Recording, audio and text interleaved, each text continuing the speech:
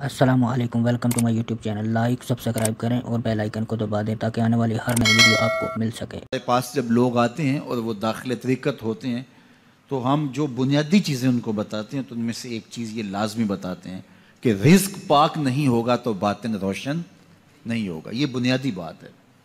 اگر رزق پاک نہیں ہے تو میرے حضور نے ارشاد فرمایا کہ ایک بندہ سفر کر کے کعبۃ اللہ کے صحن میں پہنچتا ہے اور کعبے کے پردوں کو تھام رہا ہے، وہ یمد یدیہ، اور لمبے لمبے ہاتھ کر کے کہتا ہے اے اللہ، لیکن اس کا کھانا حرام ہے، اس کا پینا حرام ہے، اس کا لباس حرام ہے، وہ غزیہ بالحرام، اس کو غذا حرام سے دی گئی ہے۔ میرے حضور نے فرمایا اس کی کوئی دعا قبول نہیں ہوگی۔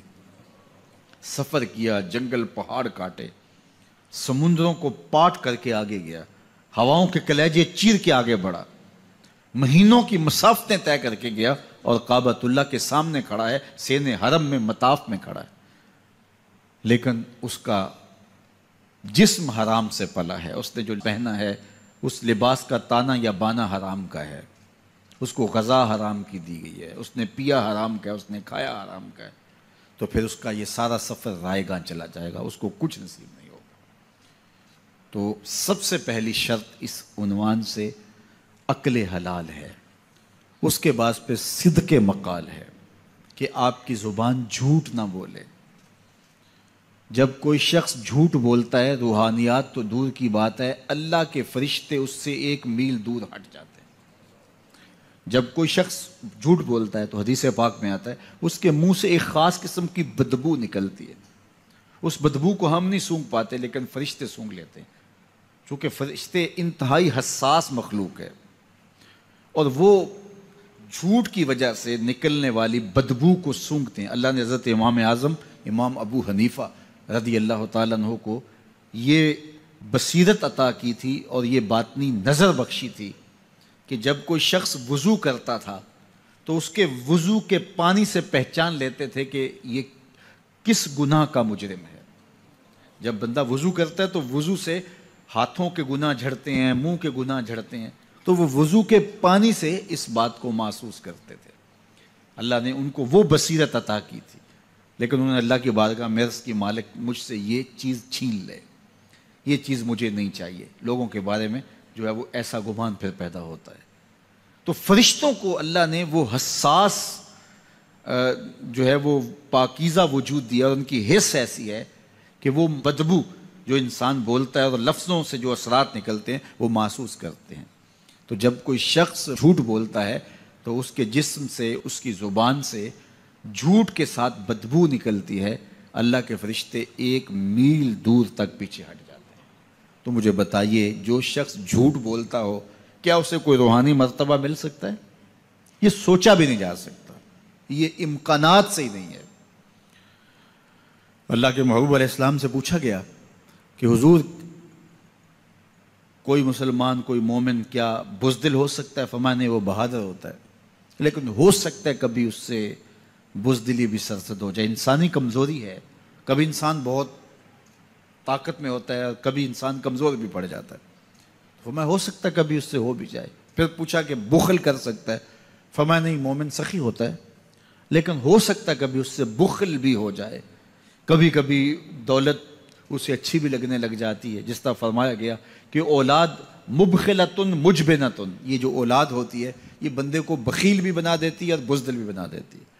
جب اولاد نہیں ہوتی تو بندہ سخی بھی ہوتا ہے اور بندہ جو ہے وہ مشکل حالات میں بھی کود جاتا ہے، لیکن جب اولاد ہوتی ہے تو پھر مشکل حالات میں کودنے سے پہلے سوچتا ہے میرے بچے ہیں یتیم ہو جائیں گے، اس کو یہ خیال آتا ہے۔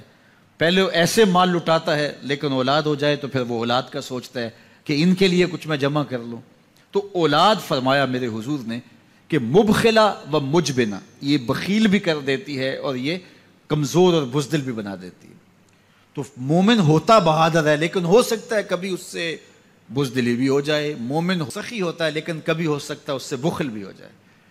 لیکن تیسرا سوال حضور سے پوچھا گیا کہ مومن جھوٹا ہو سکتا ہے؟ تو اس پہ 2 ٹوک کہا، نہیں جھوٹا نہیں ہو سکتا، یہ نہیں ہو سکتا کہ مومن ہو اور جھوٹا ہو، وہ سچ بولنے والا ہوگا۔ تو عقل حلال اور صدق مقال، یہ 2 خوبی۔ حنظلہ رضی اللہ تعالیٰ عنہ حضرت ابو بکر رضی اللہ تعالیٰ عنہ کے پاس آئے اور کہا نافق حنظلہ، حنظلہ منافق ہو گیا۔ تو حضرت ابو بکر حیران ہوئے اور کہا کہ کیا ماجرا ہوا؟ کہا کہ حضور کے پاس ہوتے ہیں تو کیفیت اور ہوتی ہے، اور جب واپس آ جاتے ہیں تو پھر وہ کیفیت برقرار نہیں رکھ پاتے۔ یہی تو نفاق ہے کہ وہاں کیفیت اور ہے اور یہاں کیفیت اور ہے۔ تو حضرت ابو بکر صدیق رضی اللہ تعالیٰ عنہ نے فرمایا کہ یہ حالت تو میری بھی ہے، چلو حضور کے پاس چلتے ہیں۔ آقا کریم کی خدمت میں حاضر ہوئے اور جا کے کہا کہ حضور حالت یہ ہے۔ تو آقا کریم نے فرمایا کہ وقت وقت کی بات ہوتی ہے، اور اگر تمہاری وہ کیفیت جو یہاں ہے وہ باہر بھی برقرار رہے تو مدینے کی گلیوں میں فرشتے تم سے مصافحہ کیا کریں۔ تو صحبت کا ایک رنگ اور صحبت کی اپنی ایک برکت ہوتی ہے، اس لیے اچھے لوگوں کی صحبت، اچھے استاد کی صحبت، والدین کی صحبت، اچھے دوستوں کی صحبت اور شیخ کی صحبت، یہ صحبت رنگ دیتی ہے۔ گر تو سنگے خاراؤ مر مر شوی چوں بصاحب دل رسی گوہر شوی۔ مولا رومی فرماتے ہیں اگر تو سخت پتھر ہے، سنگے خاراؤ مر مر شوی چوں بصاحب دل رسی، کسی صاحب دل کی صحبت میں بیٹھ گوہر شوی، تو موتی بن جائے گا۔ صحبت رنگ چڑھائے گی نا، صحبت رنگ چڑھائے گی۔ شیخ سعدی فرماتے ہیں میں حمام میں گیا تو وہاں مٹی تھی اور میں نے سونگا تو اس سے خوشبو آ رہی تھی، تو میں نے کہا تو مٹی ہے اور تیرے وجود سے خوشبو آ رہی ہے؟ تو اس مٹی نے زبان حال سے جو جواب دیا وہ شیخ سعدی نے نظم کیا کہ اس مٹی نے کہا کہ میں ہوں تو مٹی لیکن چند دن تک پھول کے قدموں میں بیٹھی رہی ہوں، جمال ہم نشیں در من اثر کر وگرنہ من ہما خاکم کے ہستم، میرے ہم نشیں کا جمال میرے اندر سرایت کر گیا ہے ورنہ ہوں تو میں ذات کی مٹی۔ اللہ اکبر۔ لیکن پھول کی صحبت کا رنگ چڑھا ہے۔ درد منداں دے سخن محمد دین گواہی حالوں، درد منداں دے سخن محمد دین گواہی حالوں، جس پلے پھل بدے ہون آوے باس رومالوں۔ یہ صحبت کا رنگ ہے جو اثر پذیر ہوتا ہے، اس لیے ہمیں اہل اللہ کی صحبت میں بیٹھ کے، صالحین کی صحبت میں بیٹھ کے، اچھے لوگوں کی صحبت میں بیٹھ کے سیکھنا چاہیے۔ تو اولادوں کو اپنے والدین کی صحبت میں بیٹھ کے جو ہے وہ سیکھنا چاہیے۔ دور موجود کے اندر سکھانے والا کوئی پاکیزہ وجود نہیں رہ گیا، ہم سب کچھ سوشل میڈیا سے سیکھتے ہیں۔ سوشل میڈیا سے آپ کو معلومات تو نصیب ہوں گی لیکن تربیت نصیب نہیں ہوگی۔ آدمی آدمی بناتے ہیں، تربیت کسی شخص کی صحبت کے نور سے نصیب ہوتی ہے کہ سینے میں حب رسول اور خشیت الہی کا جو جذبہ نور تھا، اللہ تعالیٰ جل شانہ نے ان کو جو عرضاں کیا ہوا تھا، قرآن مجید کی تلاوت کرتے تو ان کی آنکھیں آنسوں کا خراج دیتے، اور عذاب کی آیات پر جو ان کی کیفیت ہوتی تو اس وقت ان کی اس کیفیت پہ ترس آنے لگتا۔ وہ آنسو جو حضور کی محبت میں بہے گئے اور اللہ کی خشیت میں آنسو جو بہے وہ معمولی آنسو نہیں ہیں۔ رومی کہتے ہیں جہاں پانی گرتا ہے وہاں سبزہ اگتا ہے، جہاں آنسو گرتے ہیں وہاں رحمت اترتی ہے۔ تو یہ کتنی بڑی دولت ہے، اور یہ درد، یہ کیفیت جو ہے وہ اہل اللہ کی صحبت میں بیٹھ کر کے نصیب ہوتی ہے۔ اللہ اکبر۔ واز و تلقین ساری زندگی کا اڑنا بچھونا تھا، اور واز و تلقین میں اثر پذیری اپنے عمل کے نتیجے میں ہوتی ہے۔ انہوں نے اس قدر علمی اور دقیق نکتوں سے بھرے ہوئے خطاب نہیں کیے ہیں، سادی سادی باتیں کرتے تھے لیکن باتیں روحوں میں اترتی تھیں۔ ہم دیکھتے تھے کہ جمعۃ المبارک کے اجتماع کے اندر کبھی کبھی تو کیفیت ایسی ہوتی کہ وہ ہم بالکل اس وقت بچے تھے، وہ کیا کہا تھا انہوں نے اور اس کے نتیجے میں وہ کیفیت پیدا ہوئی یہ تو ہمیں یاد نہیں ہوتا، لیکن اس کیفیت کی اثر آفرینی روحوں میں اترتی، اور ہم چھوٹے بچے ہونے کے باوجود بھی جو ہے وہ عجیب اس کیفیت میں، اس رنگ میں ڈوب جاتے جو کہ پورے ماحول کے اوپر رنگ طاری ہوتا، اور لگتا ہوتا تھا، مجھے اچھی طرح یاد ہے، ایسا لگتا ہوتا تھا جس طرح مسجد کی دیواریں بھی رو رہی ہیں اور آنسو بہا رہی ہیں۔ یہ کیفیت جو ہے وہ اللہ تعالیٰ جل شانہ نے ان کے لہجے میں رکھی تھی، اور اللہ نے ان کی زبان پر وہ اثر کا رنگ رکھا ہوا تھا۔ عجز و انکساری، ایک عجز وہ ہوتا ہے کہ جو انسان کی صرف زبان پہ ہوتا ہے میں بڑا عاجز ہوں، لیکن وہ ہوتا نفس الامر میں متکبر ہوتا ہے۔ اس تکبر سے بچنا چاہیے کہ جو لفظوں کی حد تک عجز ہو لیکن رویہ اس کا متکبرانہ ہی ہو، لیکن میں نے ان کو حقیقی طور پہ عاجز پایا ہے۔ عجز اور انکساری ان کی طبع کا حصہ تھا۔ انہوں نے اپنے اوپر عجز کو مسلط نہیں کیا تھا، اپنے آپ کو عاجز رکھنے کی کوشش کرتے تھے، ایسا نہیں تھا۔ ہاں، اپنے آپ کو عاجز رکھنے کی کوشش یہ بھی محمود ہے، لیکن وہ اس کیفیت میں تھے کہ وہ فطرتاً طبعاً ان کی طبیعت میں انکساری تھی اور ان کی طبیعت میں عجز تھا، اور اللہ تعالیٰ جل شانہ کو عجز بہت پسند ہے۔ یہ باتیں میں آپ سے وہ کر رہا ہوں جو میرا صرف وجدان ہی نہیں کہتا، بلکہ جو میری آنکھوں نے جس کا مشاہدہ کیا ہے۔ اچھا، میرے والد گرامی رحمۃ اللہ تعالیٰ علیہ اللہ سے بہت زیادہ ڈرنے والے تھے۔ وہ ہمیں بار بار اس بات کی تاکید کرتے تھے کہ میری قبر پکی نہ بنانا اور کوئی عالی شان مزار نہ بنانا۔ اس بات پہ زور دیتے تھے کہ میرے بعد جو ہے وہ میری کرامات کو نہ بیان کرنا، ایسی گھڑنے کی کوشش بھی نہ کرنا۔ ہم نے اپنے والد گرامی کی قبر تو پکی نہیں بنائی، لیکن ان کے فکر کو پختہ کر کے تھاما ہے۔